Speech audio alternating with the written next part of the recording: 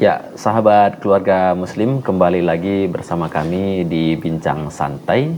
Nah, alhamdulillah Bu ya, sebetulnya pembahasan kita tidak cukup nih Bu ya, karena ini luas nih kan, problematika yang cukup penting sekali kita bahas. Nah, setelah tadi variabel keluarga ya, kita masuk ke variabel lingkungan pendidikan ya. Jadi di keluarga kita sudah bagus nih, saya dapetin seperti itu, bahkan saya pengalaman seperti itu bagus, tetapi gitu masuk di lingkungan pendidikan ada perubahan begitu. Jadi nggak ini kan cukup berpengaruh juga kira-kira Bu ya. Nah, kira-kira bagaimana nih tips atau juga masukan dari Bu ya agar kita ini mendukung ya, saling mendukung. Jadi posisikan dulu ya. Iya. Posisikan dan tarik garis merah hubungan antara keluarga dengan sekolah. Ini penting.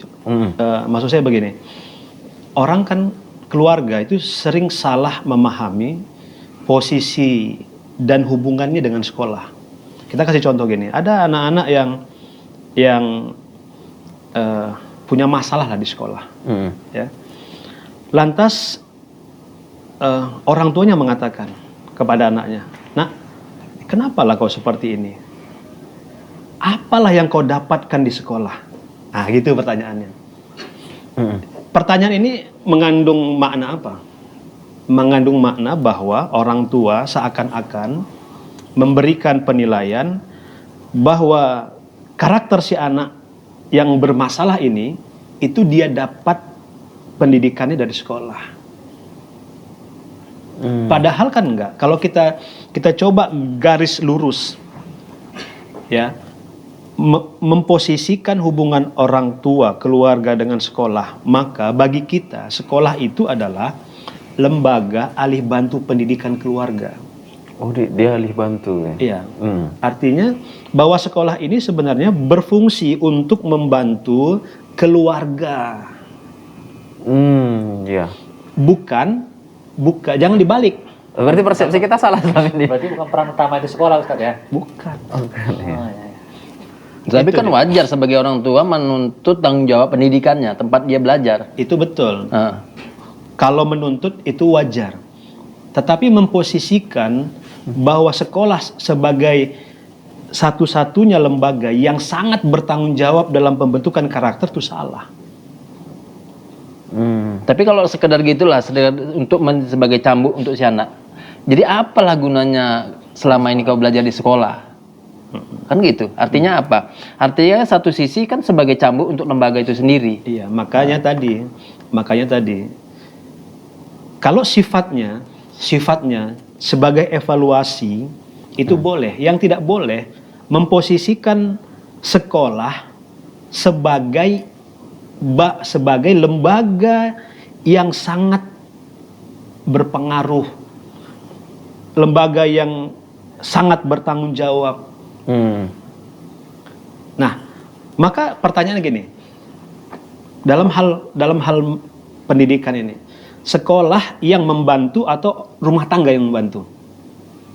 Yang membantu ya sekolah. Kalau membantu. Itulah dia. Berarti bukan sekolah yang utama. Oh, berarti yang utama itu tetap keluarga. Itu dia. Lalu sekolah yang membantu. Jadi di sini kita harus. Jadi jangan terbalik. Jangan terbalik. Oh, iya. Ya.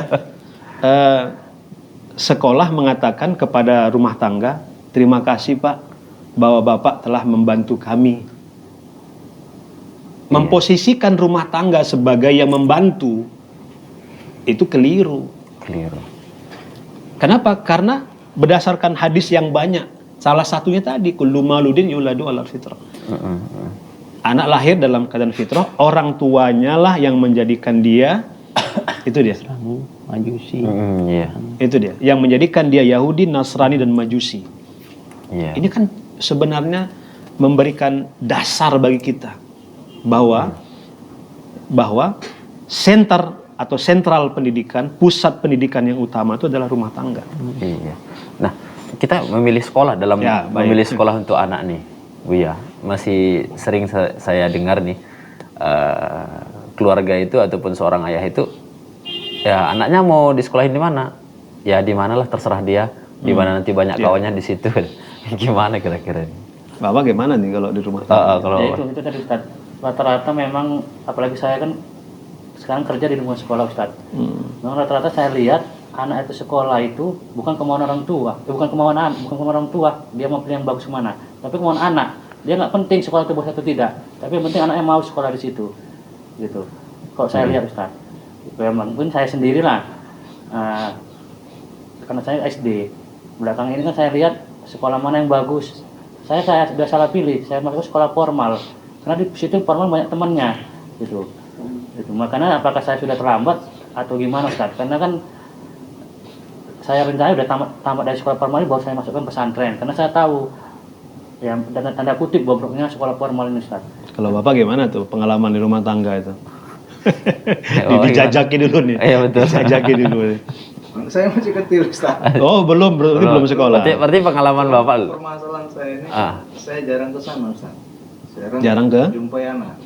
Oh, jarang ketemu. Jarang ketemu. Maka saya tadi mau tanya, sebenarnya ada apa pula tadi. Kalau pengalaman Pak Wamo gimana tuh cara menetapkan pendidikan sama anak? Ya, salah satu saya memang keberatan kalau umpamanya ketika anak kita tempatkan sekolah di tempat yang memang kesukaan anak jadi salah, itu saya keberatan.